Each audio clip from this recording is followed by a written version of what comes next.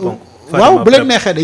yéen rek kay xool. dama am tey lu ma découvrir ci xibaar yi mu jóge ci le chroniqueur Pape Matar Diallo mu wax benn wax bu ma xaw a. Pape Matar Diallo waaw bu ma xaw a éternel indigné marqué. mu ngi indigné ba léegi wala bàyyi na donc moom ci journal bi lee di Tribune.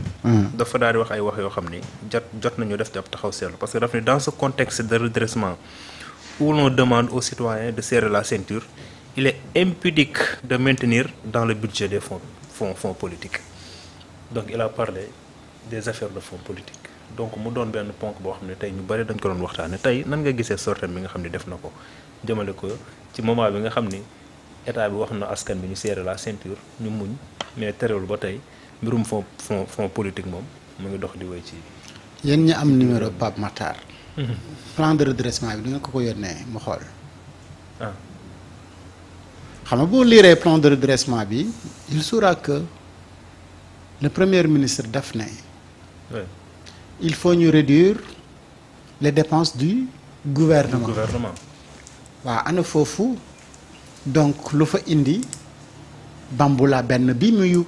jéem a wax ne war naa mën a am ci yenn niveau yi ci gouvernement bi xam nga ne loolu amul. bu liiree dinañ ko wax primature. bi ñu ñëwee léegi gars yi bëgg soppi ay oto le premier ministre def ne amul soppi oto yi ñu fi fekk. moom la ñuy defaraat ñu maintenir ko. donc ana yenn budget donc yu ñu téye. récemment mu wàññi.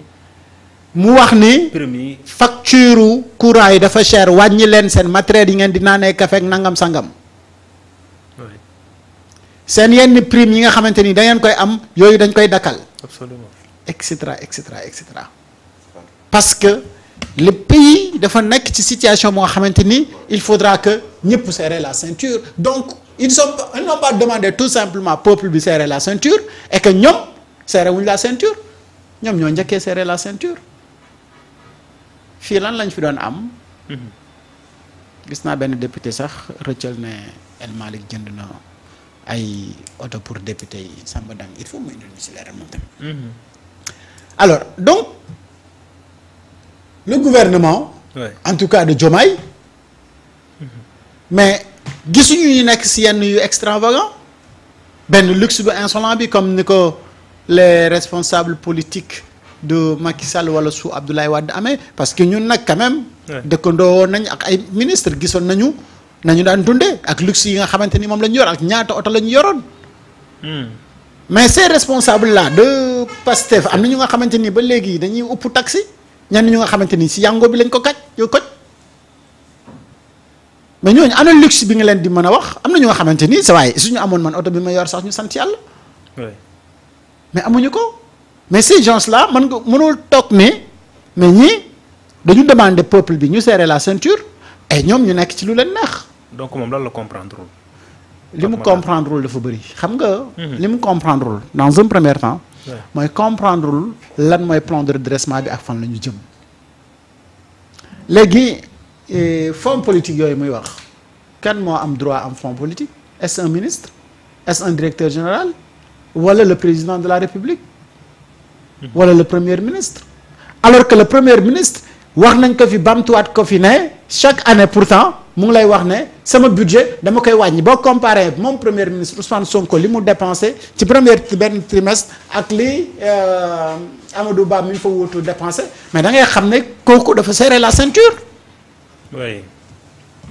honnêtement. waaw mais c'est-à-dire il faut ngay comparer les chiffres selon personnes yi nga xam ne ñoo succédé ci poste ya fa nekkoon nga xool en termes de rentabilité kenn ku si nekk ñaata nga joxe en termes de rentabilité. est-ce que Ngagne Demba Touré dafa nekk ci Bamboula wala. est-ce que Jean-Michel dafa nekk ci loolu. et cetera et cetera est-ce que ñooñu am nañu ay fonds politiques. wala dañu nekk tout le temps sur le terrain. kanaa gisul ma Bouba Diagne mi nekk sur le terrain xam ne dafay dox ba doo comprendre nu mu mel. kanaa gisul Cheikh Tidiane Dièye mi nga xamante ni tous les jours mu ngi ci poto yi. kanaa gisul ne barki dem moo Njaay rek la Bamba Cissé ñëw mais Ndakaaru mu ngi feex. ana fonds yi. ana noos bi. man de dama koy misaalal rek dama koy misaalal kër gu añ nga motul duñ denc njogonal bamtuwaat ko kër bu añ ba motul duñ denc njogonal bay denc bool dof fii loo fi fond politique ana lu fi nekk ba ngay am fonds politique un pays qui n'a rien on est en train de joindre les deux bouts gars yi di raasaatu fu ne ba raasaatu waa diaspora wallaahi foofu fu ci fonds politique nekk et puis voilà gis nga faire des déclarations c'est important mais avoir des preuves ci li ngay wax c'est mieux absolument mais moi je ne pense pas et puis moi je n'ai pas vu du ci Sonko premier ministre du ci Bassirou Diomaye Faye quelqu'un qui ko xam ne dafay dox buy wane ne moom il est dans la jouissance gisuma ko ci ñoom sincèrement gisuma ko ci ñoom te nag damaa xamut fan la ñuy jëlee fonds politique moo ma jaaxal dëkk bi kat amagul xaalis donc moom Pape Matar qu'est-ce qu'il cherche ben je peux pas interpréter ce qu'il cherche ça je vraiment du ma ko du ma wax lan lay chercher mais je parle des faits par rapport ak li mu wax man j'essaie d'apporter un peu mon point de vue oui. que kat situation dëkk bi fi mu toll man gisuma fi xaalis bu fi nekk ba war a mën a am fonds politique bu ñuy jouer di ci bambula oui. ku xool Ousmane Sonko premier ministre xool Bassirou Diomaye Faye président da ngay xam ne ñii nekkuñu ci dans la jouissance pour être honnête quoi oui. li leen ñor mooy nan la ñuy def ba redresser ce pays là donc il faut pas que qu'on essaye de créer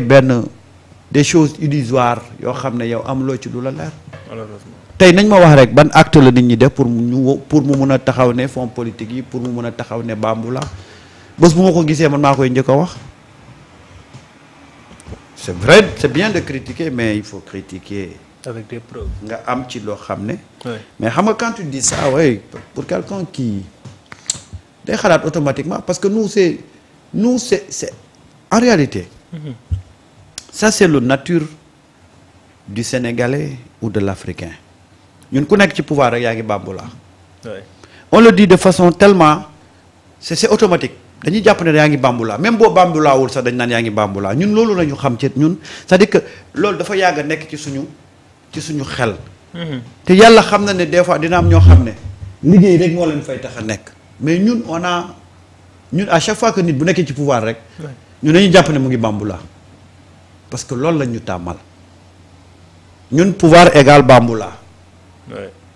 te yàlla xam na ne di nga gis nit ñoo xam ne dañuy servir le pouvoir mais ils se servent pas du pouvoir te je te donne le cas de quelqu'un comme Bassirou Kébé on m'a dit que depuis qu'il est là-bas il prend même pas véhicule yu administration bi oto boppam lay jël amul chauffeur mooy dawalal boppam donc kooku quand tu penses ne mu ngi bambula mais je lui conseillerais de prendre un chauffeur nag waaw loolu it sa conseil la en tant que quelqu'un qui connaît le monde le monde pour plusieurs raisons mais juste pour dire que plusieurs raisons il faut qu'on arrête à partir de là où fi ñu toog ñuy xalaat loo xam ne amuñ ci preuve parce que loolu c'est pas bien c'est pas bien il faut pas qu'on pense que ces gens-là surtout parce que ñun dañu foog ne ñëpp ñi ñëw ci pouvoir bi rek ay fakir lañu woon ñëpp ñi ñëw ci ay pouvoir bi rek ay fakir lañu woon xam nga nit rapport dafay sincère quoi tey on est dans la dèche mais demain su ma ñëwee fekk Top mu yor yëre bu bees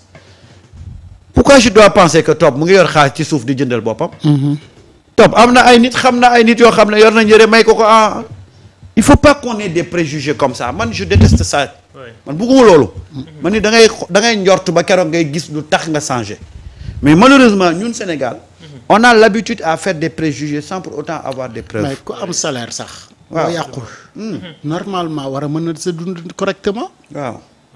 jéem a ñoddi loo mënul rek moo la fii sonal waaye ko xeebul sa noos kenn gënu la noos man daal bés bu ma gisee am sukkar noos man daal bés bu ma gisee képp koo xam da ngay def naka sudul noonu